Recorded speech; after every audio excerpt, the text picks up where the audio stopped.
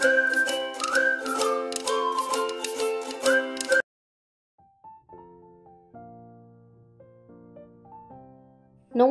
কেমন আছেন সবাই? হেসেল ঘর টু উপরে আপনাদের সবাইকে স্বাগত।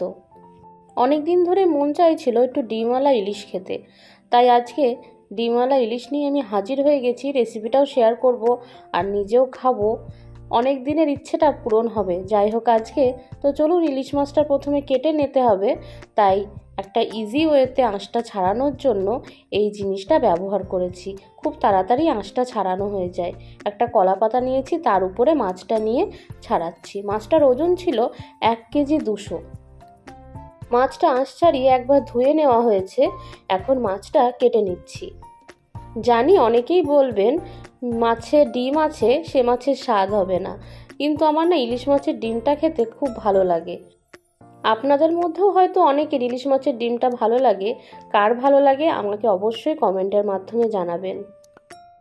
মাছগুলো এরকম পিস করে একটা একটা করে কলা পাতায় রেখে দিচ্ছি। আমার রেসিপিগুলো যদি আপনাদের ভালো লেগে থাকে তাহলে আমার চ্যানেলটিকে অবশ্যই সাবস্ক্রাইব করে আমার পাশে থাকবেন, আর সবার আগে নোটিফিকেশন পেতে অবশ্যই বেল আইকনটা প্রেস করে রাখবেন। ইলিশ মাছ তো বেশি ধুতে লাগে না, তাই মাছটা কাটার পরেও একবার ধুয়ে নেওয়া হয়েছে। এখন এই কলা পাতার উপরেই নুন আর হলুদ মাখিয়ে নিচ্ছি। বাড়িতেই গাছে এরকম লঙ্কা হয়েছে, আর ইলিশ মাছে কাঁচা লঙ্কার ঝাঁঝটা তো জানেনই দারুণ লাগে। তাই বেশ কয়েকটা কাঁচা পাকা লঙ্কা দেখে আমি তুলে নিচ্ছি রান্নার শুরুতেই। ব্যাস, প্রয়োজন মতন লঙ্কা আমি তুলে নিয়েছি।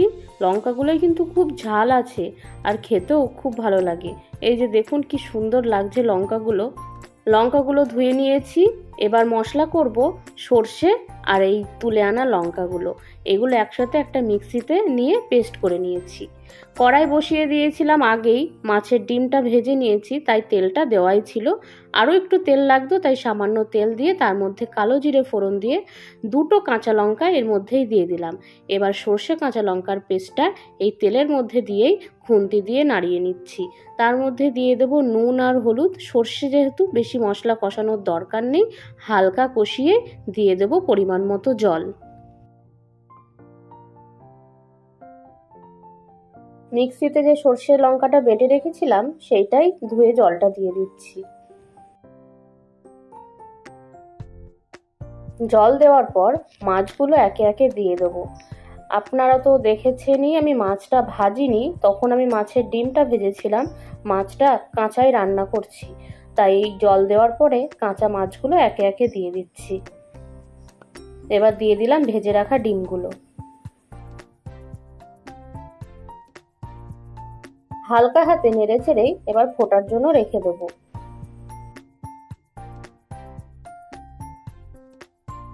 ঝোলটা বেশ খানিকটা ফোটার পরে আরও কয়েকটা চেরা কাঁচা লঙ্কা দিয়ে হালকা হাতে আবারও নেড়ে নিচ্ছি, কারণ ইলিশ মাছ তো বেশি যদি নাড়া যায় মাছগুলো ভেঙে যেতে পারে। তাই হালকাভাবেই নেড়ে রেখে দিলাম। এবার নামানোর আগে দিয়ে দিলাম সর্ষের তেল, যেটা অবশ্যই দরকার। সর্ষে দিয়ে ইলিশ মাছ আগেও দেখিয়েছি, এটা অন্য প্রসেসে রান্না করলাম, আশা করি আপনাদের ভালো লাগবে। তাই রেসিপিটা কেমন লাগলো আমাকে অবশ্যই জানাবেন। ভালো লাগলে লাইক কমেন্ট শেয়ার করে দেবেন। দেখা হবে আবারও অন্য কোনো রেসিপি নিয়ে। ভালো থাকবেন, সুস্থ থাকবেন। নমস্কার।